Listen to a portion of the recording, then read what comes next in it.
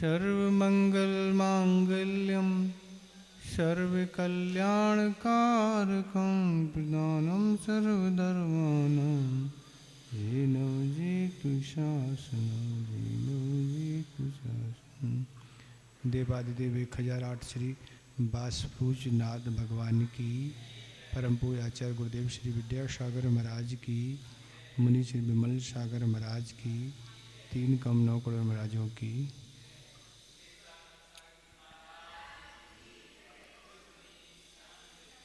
चौथी ढाल में ज्ञान की चर्चा, सम्यक ज्ञान की चर्चा है।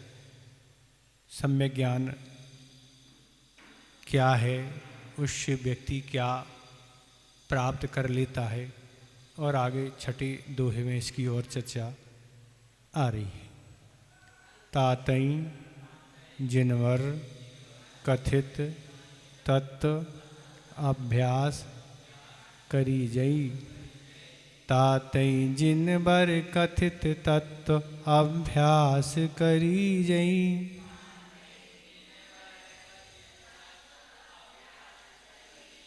संशय विभ्रम मोह त्याग आपौ लख लीजई। संशय विभ्रय मोह त्याग आपौ लख लीजई।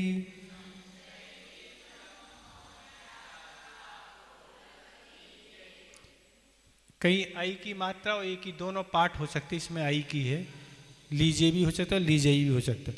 यह मानुष पर्याय शुकुल सुनवो सुनिबो जिनवानी। यह मानुष पर्याय शुकुल सुनबो जिनवानी।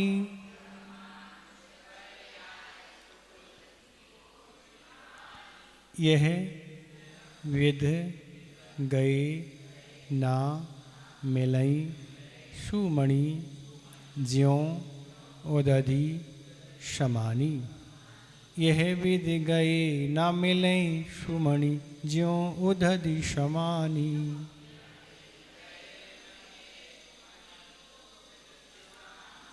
तातई जिनबर कथित तत्व अभ्यास करी जई। संशय विभ्रय मोह त्याग आपौ लख लीजई। ये मानुष पर्याय शुकुल सुनो जिनमानी। यह विधि गए न मिलई सुमणि ज्यों उदधि समानी।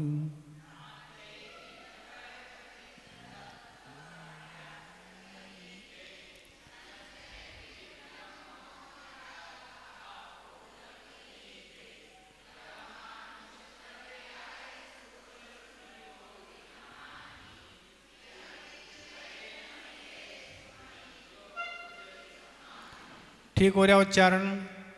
कहीं कोई कठिनाई तो नहीं हो रही? तो कह रहे हैं ताते जिनवर कथित तत्व अभ्यास करीजी। तो कह रहे हैं इसलिए जिनेन देव द्वारा कही गई तत्वों का पठन एवं चिंतन करना चाहिए। इसमें कह रहे हैं कि जिनेन देव अर्थात सर्वज्ञ भगवान के द्वारा अभी जो तीसरी ढाल में तत्वों का वर्णन किया गया। तीसरी ढाल में क्या बताया गया? 7 तत्वों का क्या स्वरूप होता है, जीव अजीव आदि, तो इसमें बताया गया है। तो कह रहे हैं तीसरी, तो ऐसे कह रहे हैं जिनेंद्र तत्वों का अच्छे से चिंतन करो। उन तत्वों का चिंतन करो कि जीव तत्व क्या है, अजीब क्या है, आश्रव तत्व क्या है, बंध तत्व क्या है, और आदि आदि सारे तत्वों का वर्णन किया।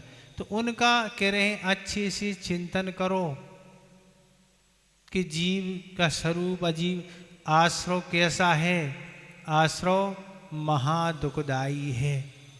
जब भी किसी कर्मों का आश्रव होता है, मुख्य रूप से पाप कर्म का आश्रव होगा, तो उसका आश्रव होगा तो बंध होगा, बंध होगा तो उदय में आएगा, उदय में आएगा तो हमको परेशानी होगी, कष्ट पड़ेगा। तो ये कह रहे हैं ऐसे 7 तत्वों को अच्छे से उनके बारे में पढ़ना है, और उनका अच्छी से चिंतन करना है, तब जाके पाप का आश्रय छूट पाओगा। पाप का आश्रय किन कारणों से होता है, उन कारणों का चिंतन करना है। अपन सोचे कर्म की ओर, तो कर्म क्या करेगा, जब हमारा आश्रय ही वैसा होगा उदय में आएगा। तो ये कह रहे हैं, ये आश्रय तत्व, बंध तत्व, ये सातों तत्वों के बारे में अच्छी से पहले पढ़ो और फिर उनका अच्छे से चिंतन करो। और कह रहे संशय विभ्रय मोह त्याग आपौ लख लीजिए, तथा संशय है, विपर है और अनंतवशाय, इनको छोड़ के आत्मा का स्वरूप पहचानना चाहिए। तो संशय किसी कहते हैं, तो विरुद्ध अनेक कोटि का आलम्बन करने वाले ज्ञान को संशय कहते हैं, जिसमें दो कोटि के ज्ञान को प्राप्त करना कैसे, कि मैं शरीर हूँ या जीव हूँ, डमाडोल स्थिति, संशय कहते हम संशय में हैं, क्या है, कुछ स्पष्ट नहीं हो रहा। तो ये संशय यही कहलाता है कि मैं शरीर हूँ या जीव हूँ, यही कोई हमारे अंदर संशय बना हुआ, कोई निर्णय नहीं हो रहा। तो सम्यक ज्ञान किसी कहती है, सम्यक ज्ञान उसी कहते हैं जो संशय से रहित होता है। सम्यक ज्ञान में कोई संशय नहीं रहता।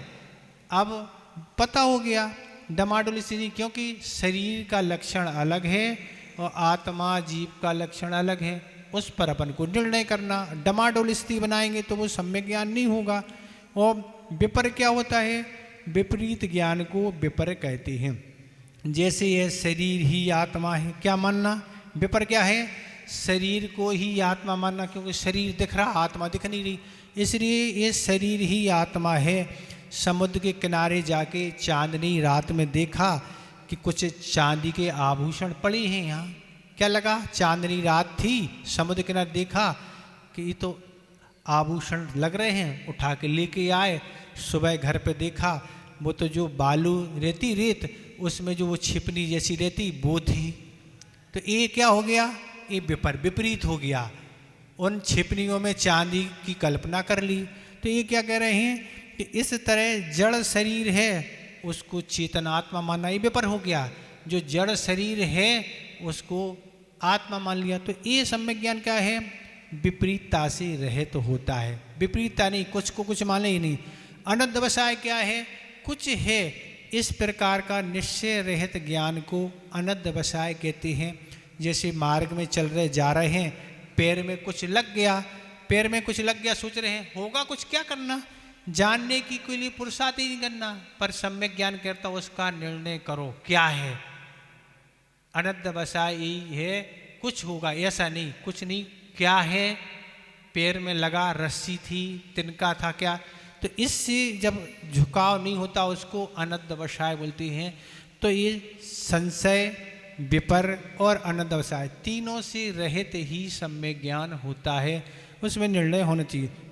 तो इसमें कह रहे इन तीनों को छोड़ के, इन तीनों को छोड़ के आत्मा का स्वरूप पहचानना चाहिए। आत्मा का स्वरूप क्या है, ये पहचानना चाहिए। आत्मा का स्वरूप अलग है और शरीर का स्वरूप अलग है।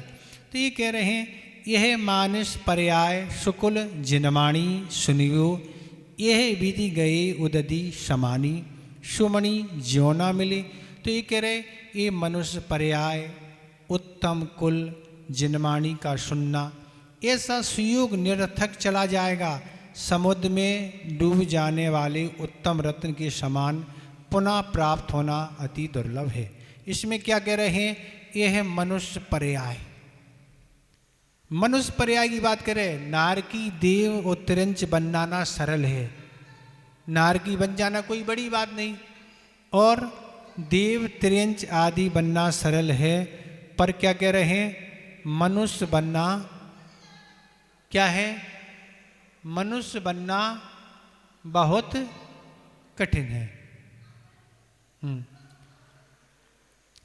तो इसलिए कह रहे नारकी देव और त्रियंच बनना सरल है, पर मनुष्य बनना कठिन क्यों है। तो मनुष्य की, यहाँ सुने आप, उपयोग को यहाँ रखें, वहाँ न देखें। मनुष्य पर्याय क्यों दुर्लभ है, मनुष्यों की केवल 48 भाव मिलती हैं, और उसमें भी 24 भाव किसके, नपुंसक के, और 16 भाव स्त्री के। पुरुष के कितने मिलते हैं, केवल 8 भाव ही मिलती। लगातार पुरुषों के कितने मिलते हैं? लगातार 8 भाव ही पुरुषों की लगातार मिलती हैं।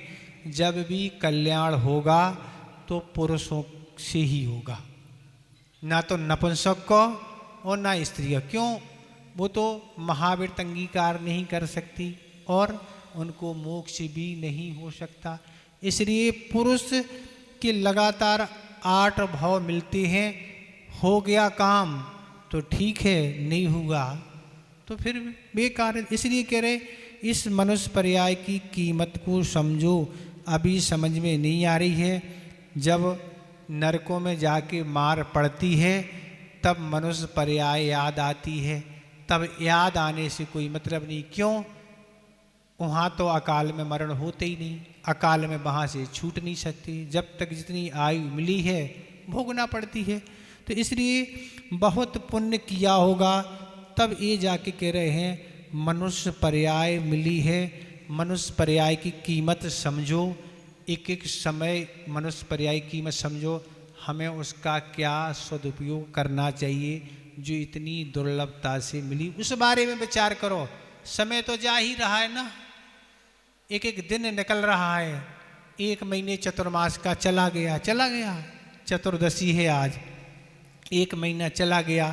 खूब हर्षित हो रहे थे, महाराज 4.5 महीने का चतुर्मास मिला, हम ये करेंगे, हम वो करेंगे। हमें समझ में आ रहा है क्या कर रहे हैं आप, वो भी हमें समझ में आ रहा ना। हमने उदाहरण दिया था कि गधा जिस तरह होता है वो गर्मी का भूखा रहता है, क्यों? घास नहीं रहती है। और जैसी बारिश होती है हर जगह हरियाली हरियाली दिखती है, वो गधा सोचता है कहाँ इतनी सारी घास हम कैसे खाएंगे, और उसमें वो भूखा रह जाते। ऐसे हमें घाटोल वालों की स्थिति समझ में गधे की तरह आ रही है कि जिस तरह इस तरह से मनुष्य पर्याय कीमत इसलिए है कि उसमें अन्य पर्याय की अपेक्षा विवेक, बुद्धि, संयम, तप, त्याग और भी मोक्ष जा सकता है, महाव्रत। ये सब चीज़ें क्या हैं? ये मनुष्य पर्याय में कीमत रखने वाली हैं। और क्या कह रहे हैं? उत्तम कुल, जिस कुल में महाव्रत और अनुव्रत धारण किए जाएं उसको उत्तम कुल कहते हैं। जहाँ कीमत नहीं, व्रत आदि धारण नहीं किया तो उसको उत्तम कुल वाले कर ही नहीं सकते। और अच्छे कार्य करने का जहाँ भाव होता है, अच्छे कार्य किए जाते हैं, उसको उत्तम कुल कहते हैं। बहुत पुण्य से ये उत्तम कुल मिलता है। तो अच्छा कुल मिला है तो आचार्य कहते हैं उस संयम को अंगीकार करो। अच्छे कुल वालों की इज्जत, सम्मान, विनय सब जगह रहती है। पर नीच कुल वालों की क्या स्थिति है? तो नीच कुल वालों की तो स्थिति अलग है। नीच कुल वालों की तो स्थिति ये है, उनका तिरस्कार होता है, उनकी कोई इज्जत नहीं करता है, भोजन भी झूठा मिलता है, कपड़े आदि, और गाली देख के बात करते हैं, उन्हें गाली सुनने को मिलती है। तो इस तरह नीच कुल में जन्म लेने वालों की स्थिति है। पर जो अच्छे कुल में जन्म लेते हैं उनका सब कुछ अच्छा होता है। इसलिए अच्छा कुल मिला है तो अच्छे कार्य करना चाहिए। उस कुल की भी कीमत समझ में आना चाहिए। नहीं आएगी तो नीच कुल में तो फिर मिलेगा। 2 ही कुल होते, या नीच या उच्च, तीसरा तो कोई कुल होता नहीं। तो इसलिए कह रहे हैं कि इसलिए अच्छे काम करो। आज धन के लोभ के कारण आज जो नीच कुलों में जो व्यापार होते थे वह अच्छे कुल वाले भी व्यापार कर रहे हैं। कौन से अच्छे कुल? तो ऐसे धन के लोभ में ऐसे अनेक ऐसे कार्य होने लगे हैं जो नीच कुल वाले जो व्यापार करते थे वो कर रहे हैं। अब जैन होके भी ब्यूटी पार्लर खोलेंगे तो क्या कहलाएगा? किसका काम है? ब्यूटी पार्लर का काम किसका काम है? विचार करो ना आप। कौन करता है? नीच कुल वाले नाई करते हैं, और वो होके करेंगे उच्च कुल वाले तो क्या होगी दशा? धन के लोभ में ये सारे काम, जूते चप्पल आदि बहुत सारे ऐसे व्यापार, ऐसे कार्य हैं जो उच्च कल्याणों के वाले नहीं करना चाहिए। इन व्यापारों और कार्यों से ही तो बंटवारा तो है। किसका? इसी का बंटवारा है। कुलों का बंटवारा किस लिए है? तो ये कह रहे हैं और जिनमाणी का सुनना, जिनमाणी का सुनना भी बहुत पुण्य से मिलता है। बहुत पुण्य चाहिए। नहीं तो आने का भाव ही नहीं होता। और अगर आने का भाव हो गया है तो टाइम पास जैसा लगता है, कब छूटे और जाना है ये लगता है। तो ये जिनवाणी का सुनना बहुत पुण्य चाहिए तब मिलता है, नहीं तो कुछ होता नहीं। क्योंकि आप स्वयं देख रहे, बताते थे यहाँ 2500 कितने हैं, जनसंख्या कितनी है, 2500 बता रहा था कोई, 2500 लोग हैं। 2500 में कितने, 2 शून्य आप कम कर दो ना, बस संख्या बराबर आ जाएगी। ये स्थिति है। 2500 किस लिए हैं, और दूसरे कामों के लिए हैं, वो स्वाध्याय के लिए नहीं, वो कल्याण के लिए नहीं। और अभी आपको कोई काम कराना तो आपको कितने इकट्ठे हो जाएंगे। तो ये अभी चर्चा आ रही थी, महाराज हम कुछ इनको इनाम वगैरह देंगे। हमने भैया जिनकी रुचि नहीं है उनको कुछ नहीं, कुछ भी दो ने नहीं। जिस कार्य में रुचि है वो अपना पैसा दे के भी आ जाएंगे, और जिसकी रुचि नहीं है उनको कुछ करने से कोई मतलब नहीं। तो ये कह रहे हैं जिनवाणी का सुनना, स्वाध्याय, प्रवचन, तत्वचर्चा बड़ी दुर्लभता से मिलती हैं, बड़े पुण्य से मिलती हैं। आप आ रहे हैं, आने में कुछ तो तकलीफ हो रही ना, समय आप अपना निकाल के आ रहे, भूख प्यास की भी बाधाएं हैं, नींद भी आप छोड़ना पड़ रही है, धूप भी आपको सहन करना पड़ी है, हवा भी प्रॉपर यहाँ नहीं मिलती ना, पंखे कहीं लगे बैठे आप कहीं हैं ना। तो ऐसे सब कष्ट होते हैं, पर कष्टों के साथ जो ज्ञान किया जाता है। आचार्य पूज्यपाद महाराज ने समाधि तंत्र में एक श्लोक दिया है, जो कठिनता से जो चीज़ प्राप्त की जाती है वो कभी वो विस्मृत नहीं होती। जो भी कुछ कठिनता से प्राप्त किया जाता है वो हमेशा बना रहता, पर सुगमता से जो चीज़ प्राप्त हो जाती है वो जल्दी चली जाती है। तो इसलिए कह रहे हैं कठिनाई के साथ ये सब चीज़ें उपलब्ध हो रही हैं। इतना आप लोग कष्ट सहन कर रहे हैं स्वाध्याय के लिए आने के लिए, तो आपकी और विशेष निर्जरा हो रही। पंचम काल में वैसे ही आचार्य ने बताया है, जो 1000 वर्ष में जो कर्म की निर्जरा होती थी अन्य कालों में, वो पंचम काल में 1 वर्ष में उतनी कर्म की निर्जरा होती। क्योंकि ये हीन संगनन है, विपरीत स्त्रियां हैं, उसमें ये सब कुछ करती हुई चलेंगी तो ज़्यादा निर्जरा होती है। 1 वर्ष में होगी जो 1000 वर्षों में होती है। तो इसलिए अगर गलत कार्य नहीं छोड़ सकते हैं तो अच्छे कार्य नहीं कर सके तो क्या लाभ होगा। ये मनुष्य पर्याय चलिए, अगर अच्छा कार्य नहीं कर पाए और बुरे कार्य नहीं छोड़े तो मिली और नहीं मिली कोई उसका कीमत नहीं। तो इस तरह से नारकियों की क्या स्थिति है, तो देव नारकियों में ना तो भगवान है, ना गुरु है, ना जनवाणी है, ना साधर्मी, ना वहाँ कोई स्वाध्याय हो रहा, ना कोई प्रवचन, ना कोई तत्चर्चा, ना कोई संयम, ना रात्रि भोजन का त्याग, वहाँ तो कुछ है ही नहीं। पर मनुष्यों को तो कितना सब कुछ मिला है, पर उसका उपयोग नहीं हो रहा, तो कोई मतलब नहीं। इसी तरह कोई संयम आदि, और त्रियंचों को भी यही स्थिति है। आप जैसा ना तो स्वाध्याय, ना उनको प्रवचन, ना कोई तत्चर्चा, ना मनुष्य जैसा विवेक, अगर इसका उपयोग नहीं हुआ तो योग जो मिली थी वह क्या है, कह रहे हैं निरर्थक चले जाए, बेकार चले गए। जो सब चीज़ें पुण्य से मिली हुई थी और उसका आपने उपयोग नहीं किया, बस पुण्य यहाँ आके खर्च कर लिया, यहाँ पुण्य का संचय हो नहीं पाया, पाप के फलस्वरूप दुर्गति बन गई, बनेगी वो तो। कौन है यहाँ कोई बचा, आपको लगेगा हम ये कर लेंगे, वो कुछ सोचने मात्र से कुछ नहीं होता। यहाँ तो निरंतर पुरुषार्थ करना पड़ता है, मन को समझाना पड़ता है और बुद्धि से काम करना पड़ता है, तब जाके कुछ होता है, सोचने मात्र। तो कह रहे रत्न, ये कह रहे हैं कि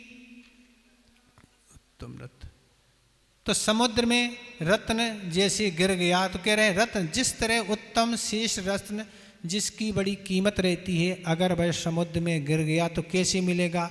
बड़े बड़े जहाज़ों का समुद्र में पता नहीं रहता।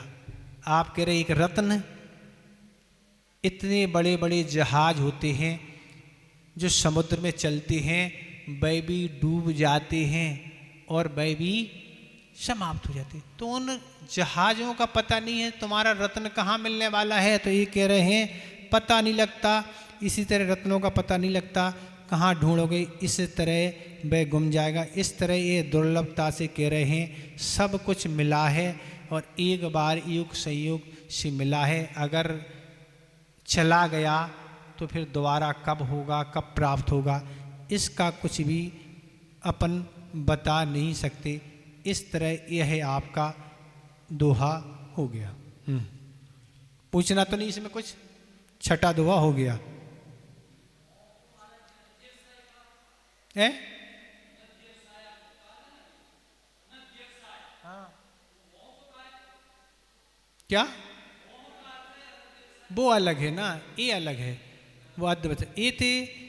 ये अर्थ है, ये है कि इस चलते हुए मार्ग में कोई व्यक्ति जा रहा, उसको पैर में कुछ लग गया, तो उसको क्या है इसमें जानने की बात नहीं सोचना, ये क्या है कैसा है, और उसका निर्णय नहीं करके ऐसे ही छोड़ देना।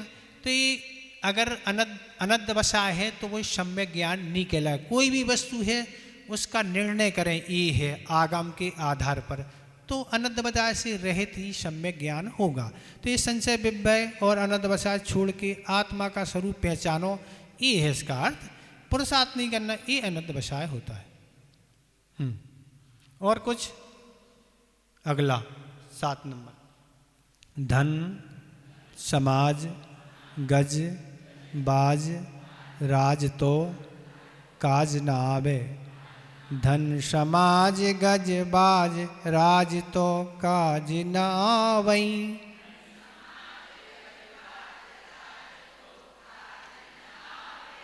ज्ञान आपको रूप भई फिर अचल रहावई।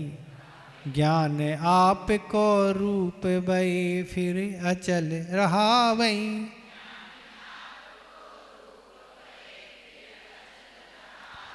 तास ज्ञान को कारण सो पर विवेक बखानो। तास ज्ञान को कारण सो पर विवेक बखानो।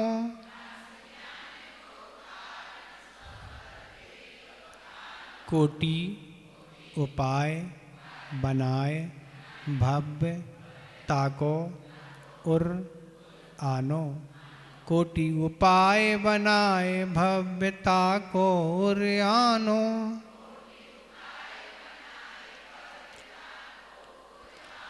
धन समाज गज बाज राज तो काज न आवई। ज्ञान आप को रूप भई फिर अचल रहावई। तास ज्ञान को कारण स्वपर विवेक बखानो। कोटि उपाय बनाए भव्यता को उर आनो।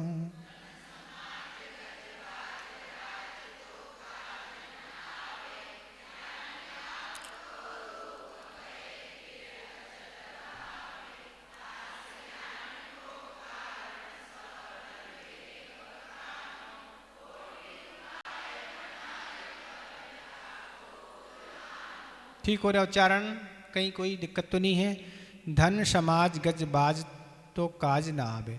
रुपया पैसा परिवार कुटुंब समाज हाथी घोड़े राज आदि ये आत्मा के हित करने में काम नहीं आते। ये कह रहे हैं कि धन, आज व्यक्ति धन कमाने के चक्कर में धर्म गौण कर रहा है। धन का इतना लोभ है कि रात दिन उसको चैन नहीं है। न सुबह के जो एक कर्तव्य बनते हैं वो भी उनका नहीं, कि हमें सुबह उठ के कोई अपने बारे में चिंतन करना, माला फेरना, भक्ति स्तुति स्वाध्याय अभिषेक पूजन पंचगण आदि जो भी कुछ है, आहार दान आदि प्रवचन, ये सारी चीज़ें व्यक्ति धन के लोभ में सुबह भी नहीं और शाम आदि इनको सब भूल रहा है। तो ये कह रहे रुपया पैसा ये आत्मा के हित करने वाले नहीं हैं, धर्म के लिए समय नहीं है, अब कैसे पुण्य संचय होगा। तो आचार्य ने इसलिए गृहस्थ के लिए कुछ समय का बंटवारा किया है। 8 घंटे कमाने के लिए, 8 घंटे भोग के लिए और 8 घंटे धर्म के लिए। अब 8 मिनट भी धर्म नहीं हो रहा। कितना? 8 मिनट। बस सिर पटका और चले गए। ये स्थिति है। उनके स्वरूप के बारे में विचार करो। हम जिनके दर्शन करने आए हैं वो आखिर हैं कौन जिनके हम दर्शन कर रहे हैं? ऐसा चिंतन 2-5 मिनट आदि देख के दर्शन, जब तो उपलब्धि कुछ होगी तब उनके स्वरूप को निहारोगे, उनके गुणों के बारे में चिंतन करोगे, तब उन जैसे बनने की कुछ भावना प्रकट होगी। तो इस तरह पूजन आदि करते समय भी उनके गुणों का हमें गुणावाद करना ही पूजन है।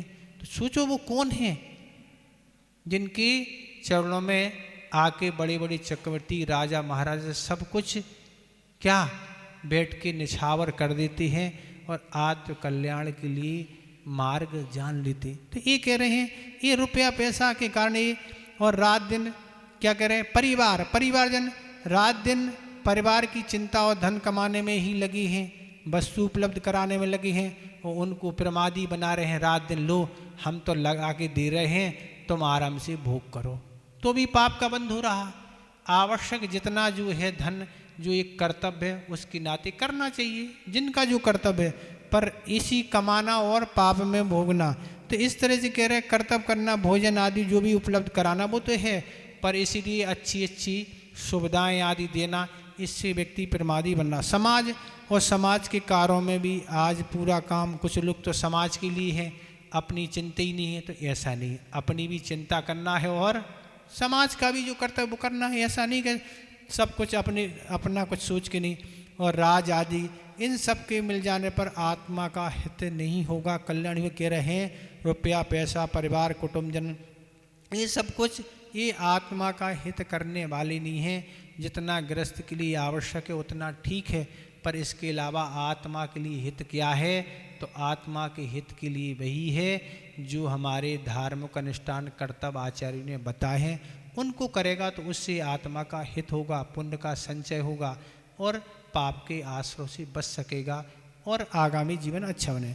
तो ज्ञान आपको रूप भय फिर अचल रहा है, किंतु सम्यक ज्ञान अपनी आत्मा का स्वरूप है, वह हो जाने पर फिर अटल हो जाता। कह रहे हैं सम्यक ज्ञान ही अपने आत्मा का स्वरूप है। सम्यक ज्ञान का अर्थ केवल ज्ञान, केवल ज्ञान ही आत्मा का स्वरूप है, वह अटल है। एक बार हो जाता है फिर वह कभी छूटता नहीं। केवल ज्ञान एक बार हो जाएगा फिर उसका कभी भी अभाव नहीं होता है। मति सुत ज्ञान और ज्ञान तो ये अभाव को प्राप्त हो जाते हैं, पर केवल ज्ञान कभी अभाव को प्राप्त नहीं होता। तो लौकिक संपत्ति को तो लोग बांट सकते, लूट सकते हैं, पर आत्मा का ज्ञान ऐसा अचल संपत्ति है जो न कोई लूट सकता है न कोई हिस्सेदार है उसका। ताज ज्ञान को कारण सो पर विवेक बखानो, उस सम्यक ज्ञान का हेतु निज आत्मा और शरीर आदि वस्तुओं का भेद कहा है। क्या कह रहे हैं? उस सम्यक ज्ञान की प्राप्ति का कारण सो पर का विवेक है, अर्थात अपनी आत्मा तथा अपनी आत्मा से भिन्न जो संपूर्ण पदार्थ को भिन्न जानना मानना चाहिए, सो को ग्रहण करें और पर को छोड़ना। इसमें कह रहे हैं उस सम्यक ज्ञान का काम हेतु क्या है? अपनी आत्मा और शरीर आदि पर वस्तुओं से भेद विज्ञान करना। हमें आत्मा का स्वरूप अलग है, ज्ञाता दृष्टा है, और जो पर पदार्थ हैं वह जड़ हैं। जो भी शरीर आदि जो वस्तुएं हैं वो जड़ हैं, इसलिए कह रहे हैं उनका भेद विज्ञान अच्छी सी करो। इनका ये सम्यक ज्ञान का काम यही है, ये भेद विज्ञान करना। इसलिए कह रहे हैं भव्य कोटि उपाय बनाओ ताको रानो, इसलिए हे भव्य जीवो करोड़ों उपाय करके उस भेद विज्ञान को हृदय में धारण करो। इसलिए कह रहे हैं हे भव्य जीवो, क्या कह रहे हैं?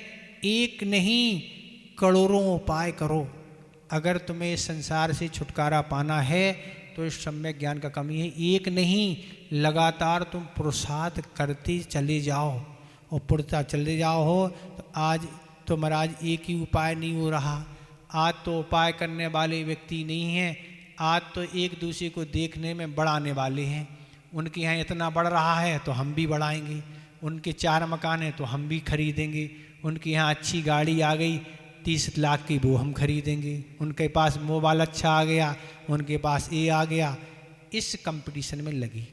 आचार्य महाराज जी एक बार कहा था कि अगर स्पर्धा करना है तो लोभ बढ़ाने की नहीं, लोभ घटाने की स्पर्धा करो। बढ़ाने से तो दुर्गति होगी, पर घटाने से हमारा कल्याण हो सकेगा। जितना आवश्यक है उतना तो ठीक है, पर अनावश्यक करते चले जा रहे हैं तो जैसी उसकी दुर्गति होगी वैसी तुम्हारी भी हो जाएगी। तो पूर्व के संस्कार हैं, धीरे धीरे छूटेंगे। अभ्यास करो, भावना बनाएंगे तो ये विचार करेंगे ये तो सब पर है, यही छूटने वाला है, पर हम इसकी आसक्ति से पाप का बंध करेंगे, वो हमें दुर्गति में लेके जाएगा और वहाँ भोगना। तो आज तक जितने भी सिद्ध हुए हैं वे भेद विज्ञान के बल से ही सिद्ध हुए हैं। वही पांडव किस तरह उनने अपना जीवन लड़ाई झगड़े में निकाला, पर अंतोगत्ता उनने समझ लिया इस संसार में कोई सार नहीं, और पांचों पांडव ने दिगंबर दीक्षा धारण कर ली और वही दिगंबर के रूप में खड़े हुए हैं और देश बस पांचों को गरम गरम लोहे के आभूषण पहना दिए। पर उस भेद विज्ञान की कला के कारण क्या हुआ, कुछ भी उनने नहीं सोचा। नकुल और सहदेव दो पांडव अपनी स्थिरता को नहीं बन सके, उनकी पूर्व उन्होंने आगामी आयु का बंध कर लिया था, इसलिए वह तो सरबार सिद्धि ही गए, बाकी तीनों को मुक्ति की प्राप्ति होगी। वही लड़ने वाले पांडव जो थोड़ी थोड़ी बर ऐसी उनकी सहनशीलता बढ़ गई, गरम गरम लोहे के आभूषण पहनने के बाद उनने शरीर अलग है और आत्मा, ऐसा आभास करके ऐसे उन्होंने कर्मों को क्षय करके केवल ज्ञान की प्राप्ति कर ली। ऐसी हैं क्षमता अपने अंदर प्रकट की जाती है, क्षमता का आभास नहीं होता। ये तो इस तरह से वही पांडव और वही जाके मुक्ति को प्राप्त कर गए। तो इस तरह से सिद्ध बनने के लिए ये सारी चीज़ें उपाय हैं। तो ये कह रहे करोड़ों उपाय करके उस भेद विज्ञान को हृदय में धारण करो। तो इसलिए इसमें सम्यक ज्ञान पर पदार्थों के पीछे जो हम रात दिन संकलित कर रहे हैं, लड़ रहे हैं और कर्मों का बंद कर रहे हैं, उन कर्मों आदि से हम बच जाएंगे, और नहीं तो संकलित तो होता ही रहेगा। इस तरह यह आपका दोहा हो गया। इसमें आपको कुछ पूछना तो आप पूछ लें। ठीक है, आगे 8। जे पूरव शिव गए जाहे अरु आगे जय हैं। जे पूरब शिव गए जाहे अरु आगे जय हैं।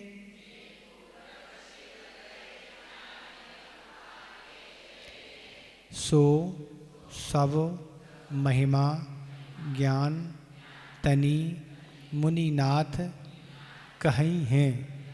सो सब महिमा ज्ञान तनि मुनिनाथ कहीं हैं।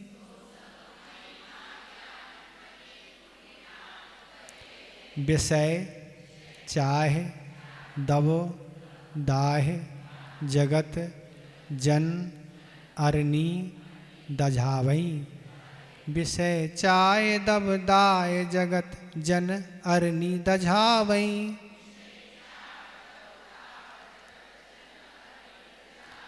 तास उपाय ना आन ज्ञान धन धान बुझावई। तास उपाय न आन ज्ञान धन धान बुझावई।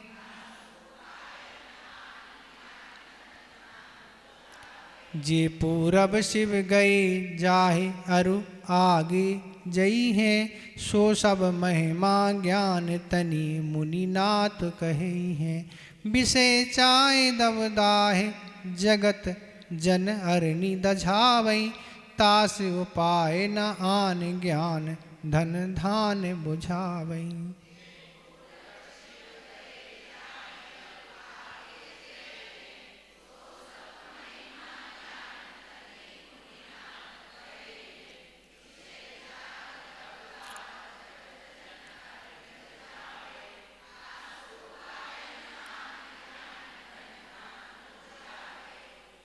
ठीक हो रहा उच्चारण। कह रहे हैं पूरब जे शिव गए अब जाहे अरु आगे जय हैं सो ज्ञान तनि महिमा मुनिनाथ कहे। तो कह रहे पहले जो मोक्ष जा चुके हैं अभी जा रहे हैं और आगे जाएंगे वह सब सम्यक ज्ञान का ही प्रभाव है। जो भी मोक्ष गए जा रहे हो आगे वो किस कारण गए? सम्यक ज्ञान पूर्वक ही गए, विवेक पूर्वक ही गए। बिना सम्यक ज्ञान के मोक्ष किसी को ना हुआ है ना होगा।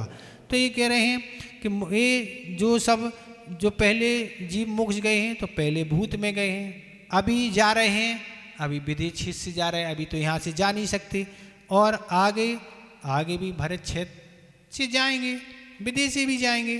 तो जो भी गए हैं अभी जा रहे हैं और आगे जाएंगे वह सम्यक ज्ञान का प्रभाव है। इसलिए कह रहे हैं अच्छे से सम्यक ज्ञान को करना चाहिए। लगातार स्वाध्याय आदि करेंगे तो सब होगा। तो इसलिए कह रहे हैं पंच इंद्रियों के विषय चाय दब दाह जगत जन अरनी दजावे। तो पंच इंद्रियों के विषयों की चाय रूपी भयंकर अग्नि संसारी जीव रूपी वन को जला रही है। क्या कहने वाले हैं कि पंच इंद्रिय के जो विषय की चाह में, ये संसारी प्राणी पंच इंद्रिय की चाह में इसको अच्छा मोबाइल चाहिए, कंप्यूटर चाहिए और तरह तरह की लगाने वाले जो भी स्प्रे सेंट आदि इन सब की वस्तुएं, पाउडर और गर्मी के प्रतिकाले कूलर आदि, पंखे आदि और तरह तरह के अच्छे आभूषण आदि बहुत सारी इनको चीज़ें चाहिए। पंच विषयों की चाय है, अच्छी कंपनी का पदार्थ चाहिए, आइसक्रीम वगैरह, कोल्ड ड्रिंक और इस तरह की वस्तुओं की चाय में ये व्यक्ति रात दिन जल रहा है। तो इसलिए आज दिखावा अलग है महाराज, विज्ञापन का ज़माना है, फैशन का युग है और ऐसी संगति है कि जैसी संगति में व्यक्ति पड़ता है वैसी उसकी इच्छाएं उत्पन्न होती हैं और इच्छाओं उत्पन्न के लिए उसके पूर्ति के लिए धन चाहिए और धन कमाने के लिए धन बड़े श्रम से उत्पन्न होता है। श्रम का अर्थ भूख प्यास आदि तरह तरह की क्या है कष्ट सहना पड़ती है, संक्लेश होता है, हिंसा, झूठ, चोरी, मायाचारी सब कुछ करके धन का लाभ होता है। तो कमाने में पाप और भोगने में भी पाप, उससे ही दुर्गति होती।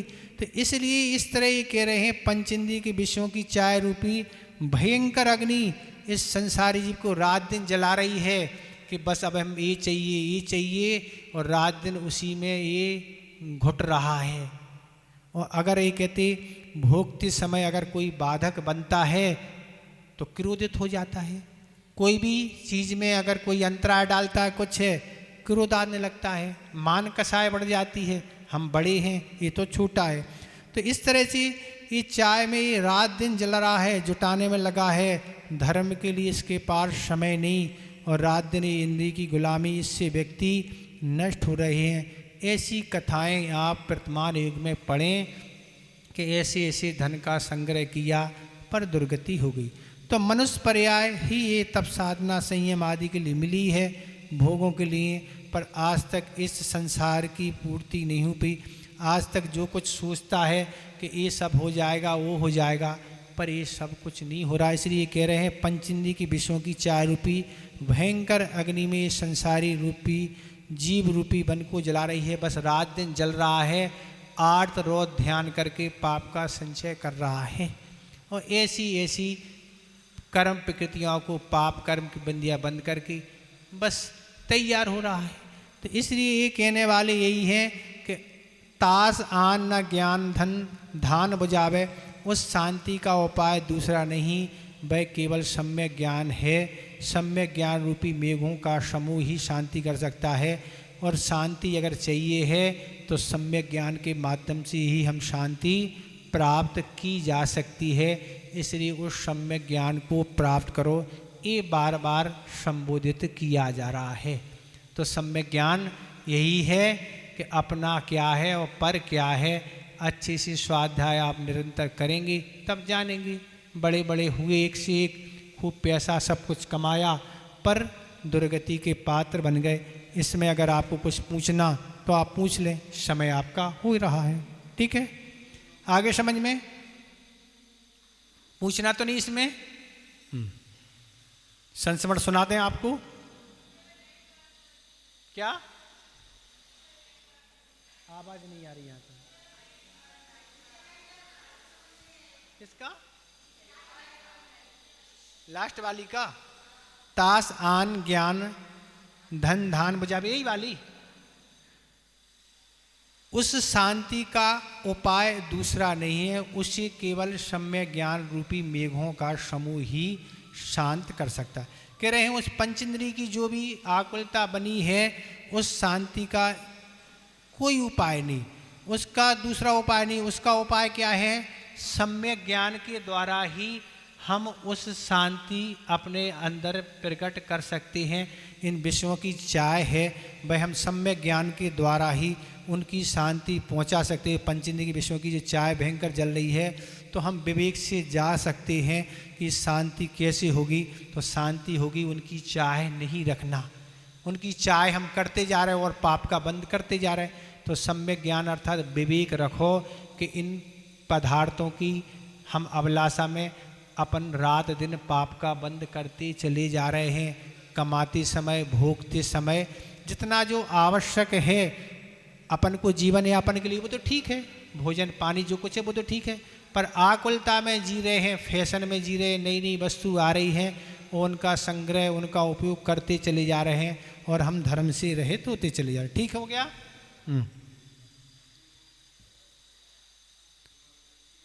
आचार्य महाराज अमरकंटक के पास एक स्थान है, पेंड्रा रोड, 2000 की बात है। आचार्य महाराज वहाँ विराजमान थे और मुनि क्षमा सागर महाराज सायपुर, एक गणेशगंज सागर के पास एक स्थान है, वहाँ विराजमान थे।